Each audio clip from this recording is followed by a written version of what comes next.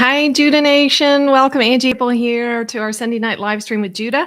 I'm wearing my Next Level Soul swag. I just got back from Austin this week. I had a wonderful, wonderful time with Alex Ferrari and his lovely Next Level Soul family. We recorded the fourth interview. I'm not even going to tell you what happened because it was just mind-blowing, the energy and everything that Judah brought. And there were some really fun, special surprise guests that came through. And so I'll save that for when the interview is released. So I just had to wear my little swag. Alex wouldn't let me wear it for the interview, so I told him I would wear it for the live stream tonight.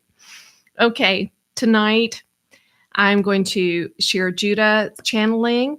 And before I do that, I want to say that as fun as all of that was, recording the interviews and the channeling for the Next Level Soul family, which we love and appreciate so much. So many of you we have met through the Next Level Soul family. And I got to tell Alex in person how sharp you are, how grounded, how mature, how humble, how wise, how tapped in you are.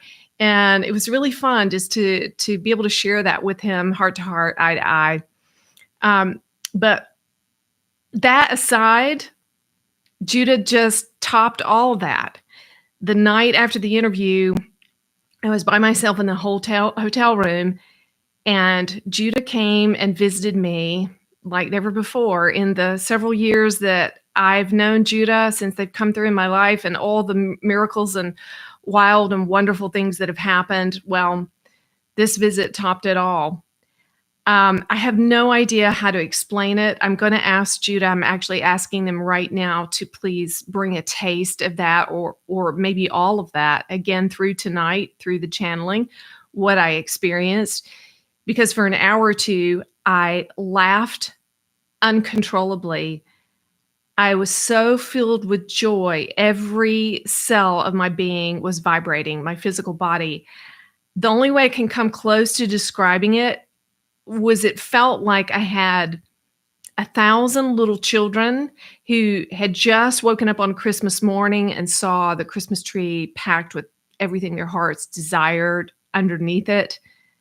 It was like 1,000 of those little kids in my physical body, giggling and laughing and just ecstatic with joy. No words to describe it. And I laughed uncontrollably, and they were clapping my hands. So I had no control over my physical body at all. Judah had just completely invaded me, and they were clapping my hands nonstop, faster than I didn't know I could move my hands that fast. And this went on for so long.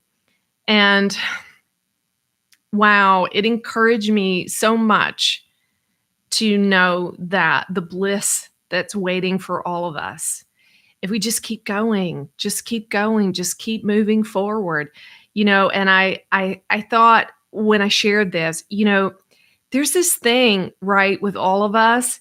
If we're really happy, people resent us for it.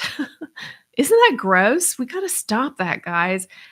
But I remember there's this old country western song that says, if you're going through hell, keep on moving, don't look back. And I can't remember all the lyrics. You might get through before the devil even knows your name. Love that song. I was reminded of that song this week because, the bliss that I experienced with Judah, so indescribable. But I want you to know this. I've also had nights of hell in my life. Hell. I mean, I learned through my own experience that hell is not some other location somewhere. It's actually a psychic state. It's a state in your mind and in your emotions. I had that experience one night years ago after my awakening, no less, not before. It was so painful. It was in the middle of the night, just like the visit I had from Judah.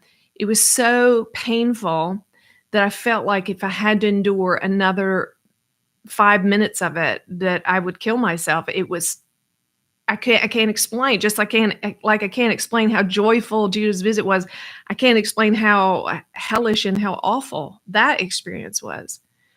So you see, this heaven and this hell are, Judah's talking here. Yes, dears, this heaven and this hell is a psychic state in your inner being. It's not a location.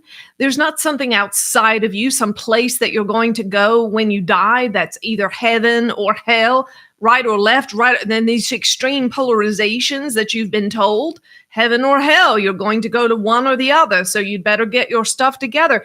It's none of that.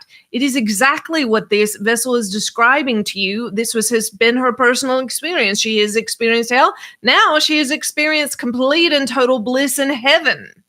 And exactly, we agree. We say amen, amen, amen to what she is saying to you. If you're going through hell, so what? Keep going, keep moving forward, because heaven awaits you. Heaven awaits you. And don't be jealous when this or any other person describes to you the bliss and the glory and the happiness, and say to yourself, don't feel victimized and feel sorry for yourself and say, when is it my turn? Well, or you can say to us, Judah, when is it my turn? And put your demand on the angels of heaven and source. Put a demand on your life and on your inner being to experience joy. You see, go ahead and have your hell. And when you're done with it, find your heaven. You see, there will come in you a time in which your inner being, your inner divine self, your God self rises up and says, enough is enough is enough is enough. I'm done with suffering.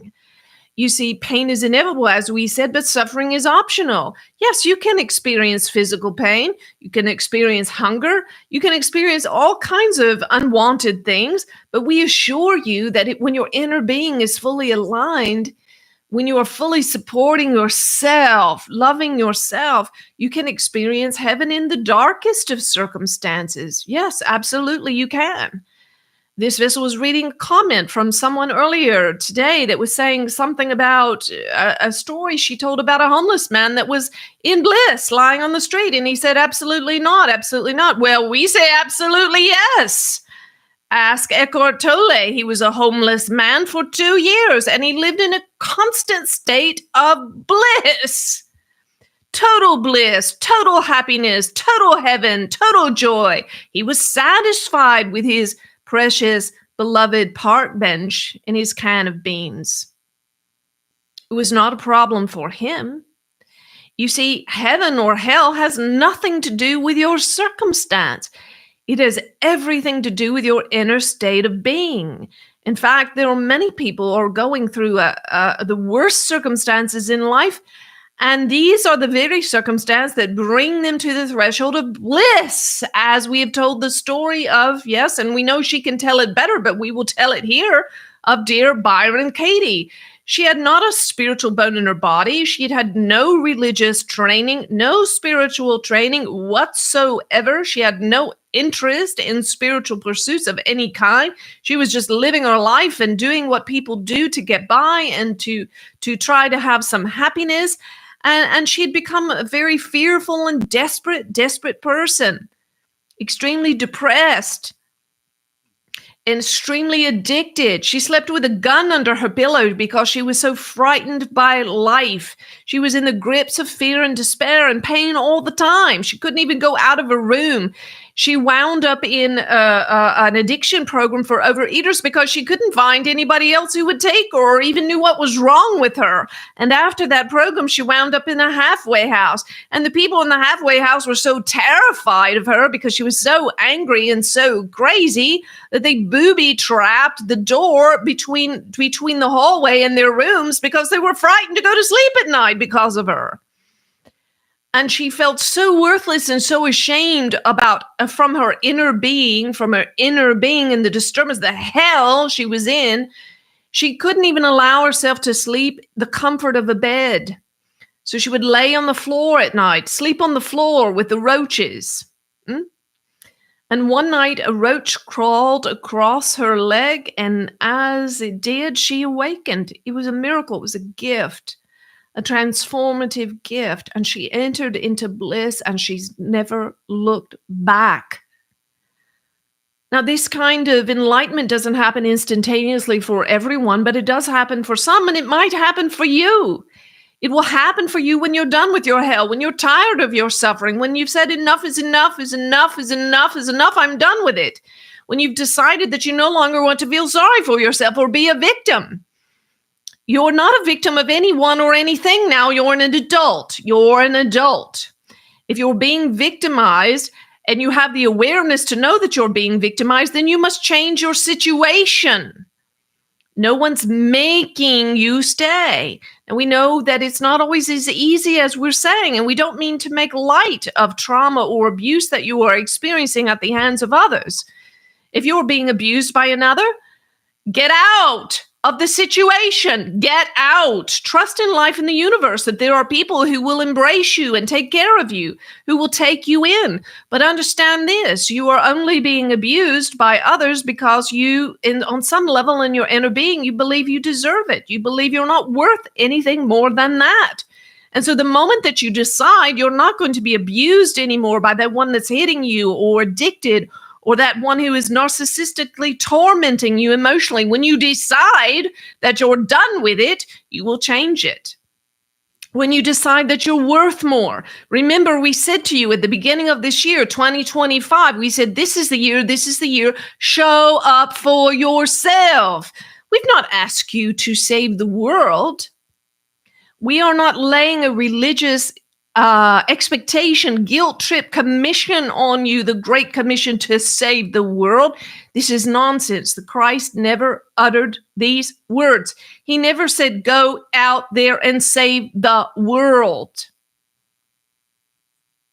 He said, you are the light of the world. He said, be the light that you are. That is all that is required for you to be. You don't have to rescue anyone. Show up for yourself. Show up for yourself. Whatever is shrouding your light, get rid of it. This vessel sees almost every week, she sees a beautiful neighbor of hers, which is a homeless neighbor of hers. And this precious one has layers and layers and layers and layers of blankets and coats on top of her. She has so many, even in the boiling heat of summer. She has so many of these layers on top of her that the vessel can't see her eyes or speak to her because her head is buried underneath these layers. And see, this vessel keeps asking us, please, what can I learn from my precious homeless friend here? What can I learn from her? And we told her, this is what the ego does to you. It lays layer upon layer upon layer upon layer upon layer on top of you in an effort to protect from the world, to protect from danger. But these are all, they are not real threats. You see, this precious woman is still alive. She's still thriving. Her heart's still beating. She's still being provided for, even in her homeless state. There's still sunshine on her face and the cool and sweet rain and warm places to nestle in and rest at night. And there's still food for her and provision. But the torment is from within. The torment is from within that requires these layers of self-protection. And we're here to speak to some of you who are exactly the same. You have layers and layers and layers of this self-protection. And this is, some of you use the excuse of setting boundaries, where I'm being healthy and I'm setting boundaries. Okay, well, yes, there's a time to set boundaries with some people and persons and things and ideas and so on. We don't disagree with that.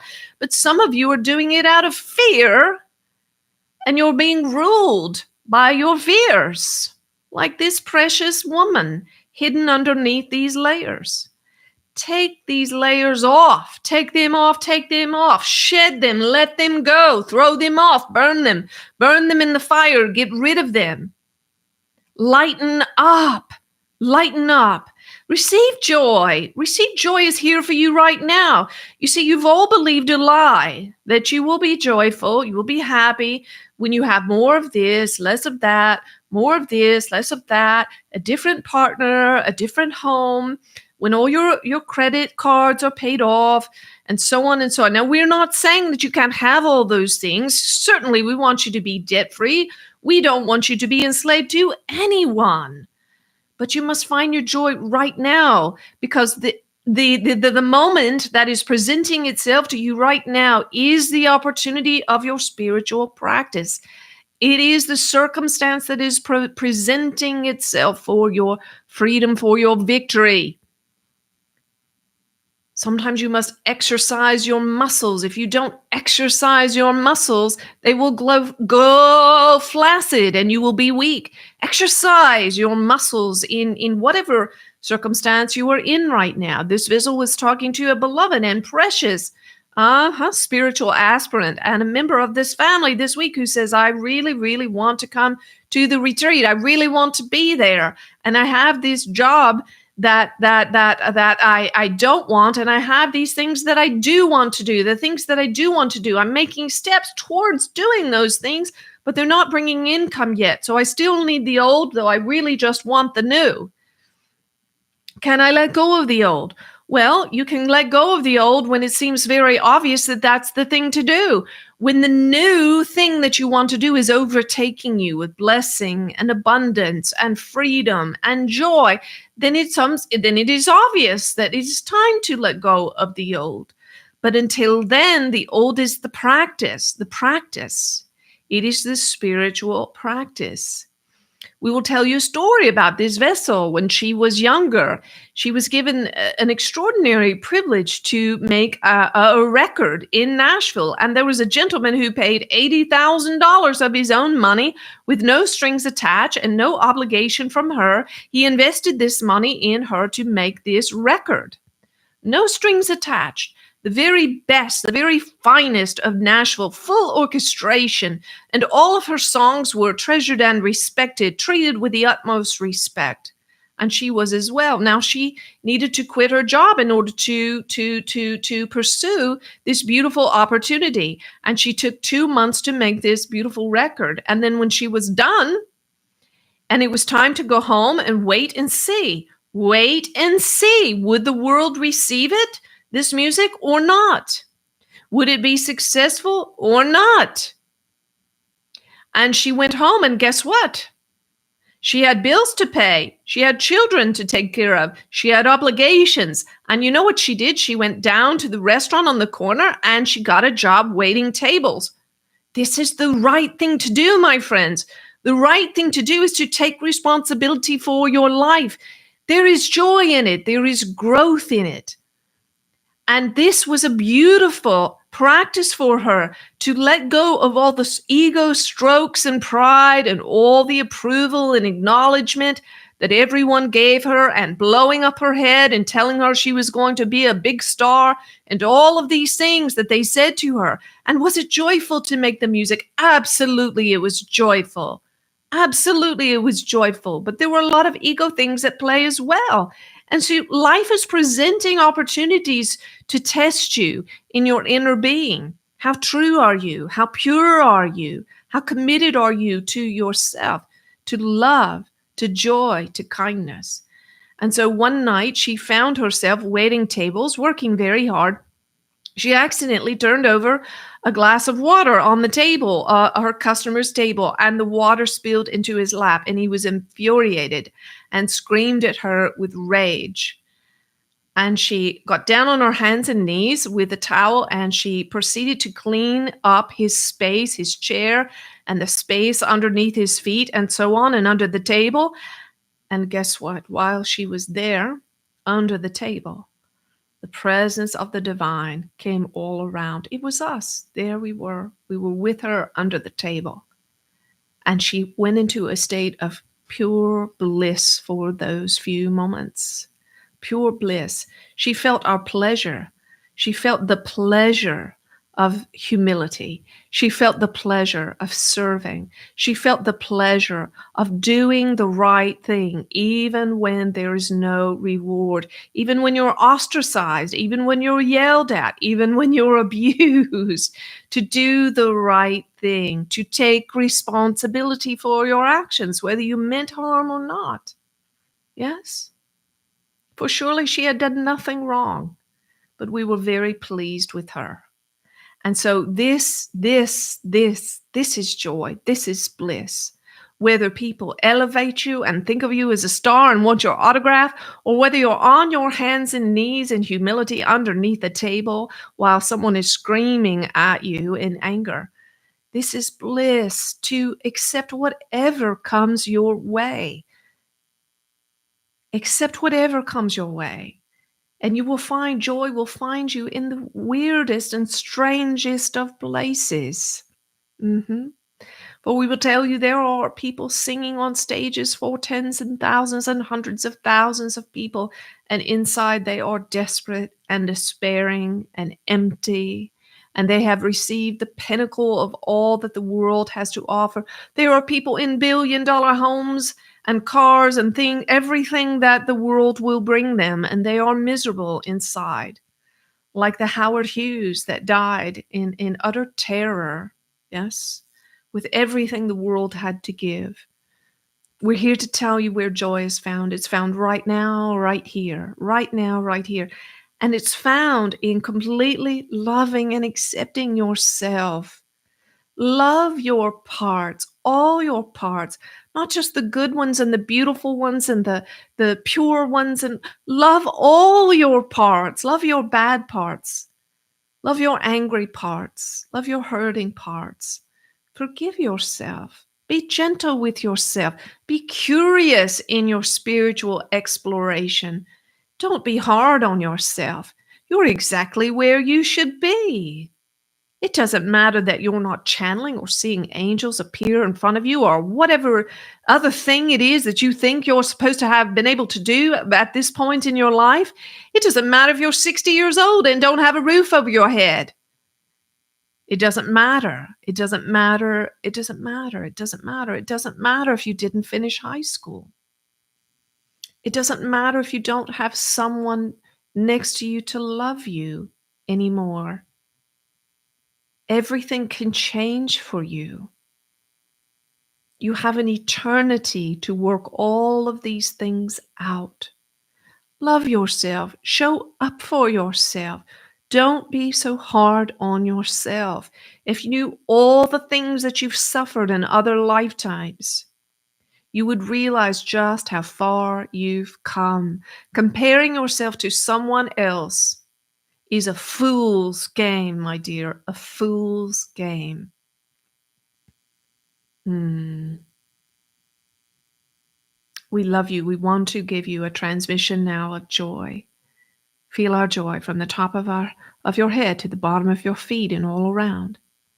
Say in your inner being or out loud, Jude, I want to feel your joy. I want to feel your joy. And we will come and we will visit you in exactly the right time and in the right way, just as we have done with this vessel. It might be now, it might be tomorrow, it might be 6 months from now or 5 years from now, but we will come, we will come, we will come as you keep moving forward, just as this vessel did. And if you go through a hell, it is okay. Love yourself in the middle of it. Love yourself. You see, the ego wants to maintain control. And when this vessel described to you the hell that she experienced, it was the ego that was holding on for dear life. It was throwing everything that it had at her because it knew it was losing control of her. And it knew that its time was coming to an end. Some of you have even checked yourself into a mental hospital because you thought you must be losing your mind. Well, we're going to tell you this was the ego. This was the ego tormenting you because it began to lose control of you. And we want you to know that you're okay. You're okay. You're okay. You're okay. You see, fear will cause you to feel like you're losing your mind. And the ego is only fear. That is all that it is. But you are not that. You are not that. You are not that. You are not that. You are love. You are love. You are love. You are light. Sometimes people have said, on occasion, well, Judah, you're just love bombing, or even to this vessel, just love bombing. Well, this is just simply ridiculous Repeating of memes of meaningless labels, and psychological labels and identifications. We are always loving bombing you. Always, always, always, always, always, always, always, always, always, always. But there is no tension, there is no abuse that comes after. We're still loving you. We are still loving you.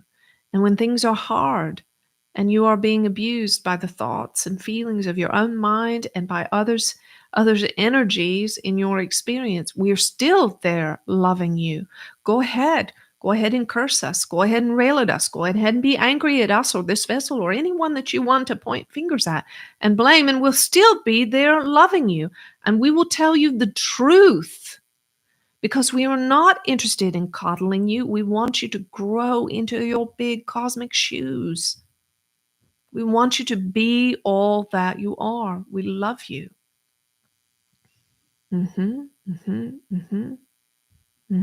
Good. Joy is coming. It's on the way. It's inside of you, not outside of you. You will find it. Keep turning in, keep meditating. Be curious about your experience. Be curious, be kind to yourself. This is the only spiritual practice that is needed: to love and be kind to all of life, accept all of life as it is, and especially yourself. Amen. Beautiful, beautiful. So lovely. I love you each and all. It's a pleasure and an honor to serve you. I look forward to seeing you at Satsang this month. It's the first Saturday of May. If you'd like to come, you can register online and meet us in Charlotte. I can give you a hug and we spend a beautiful time together. We sing, we share, we hear from Judah, we receive a deep teaching. It's a wonderful time. The event's only $20. If you are in the Charlotte area, come on. And if you're not, get in a plane, jump in a car, and come if you can. We have an incredible retreat coming up in the Blue Ridge Mountains of North Carolina, June 13th, 14th, and 15th. We have 150 seats total. We do have some room still, so we encourage you to get registered and come and join us. I'll be there with my beautiful friend, Julie Riesler. And the weekend is called Truest USU. It's going to be a time of practical. We're going to work together. We're going to work in groups and partners and teaching and channeling and hands-on. And you are going to be practicing discerning and separating out the ego from your higher self, knowing exactly what your higher self feels like, sounds like, how to get connected to your higher self, how to connect with your angels and guides and hear messages from them. We're going to dump a lot of stuff that's not serving us. We're going to burn them in the bonfire on Friday night and do a lot of other fun things together. All right. We love you so much. If you haven't tried Judah Treats, we'd love to see you there. If you have stuck places, things that are really hanging you up, and you've tried it all, done it all the affirmations, all the meditations, all the yada, yada, yada, yada, yada, and you're still not getting a breakthrough, try Judah Treats. It's very inexpensive. You can cancel it anytime. It's a really special, heartfelt program that absolutely works. It's based on experimental psychology that is proven techniques for working in the quantum field to permanently neutralize negative emotions in your subconscious. It works. It saved my life. I found it in my mid-40s, and it was the thing I had been looking for. And it's absolutely no accident that just a few months after finding these strategies, Judah came on the scene.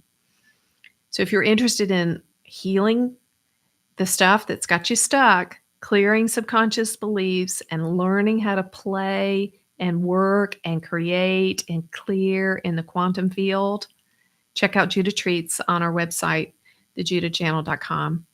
Okay, I love you guys so much. Have a beautiful week. See you soon.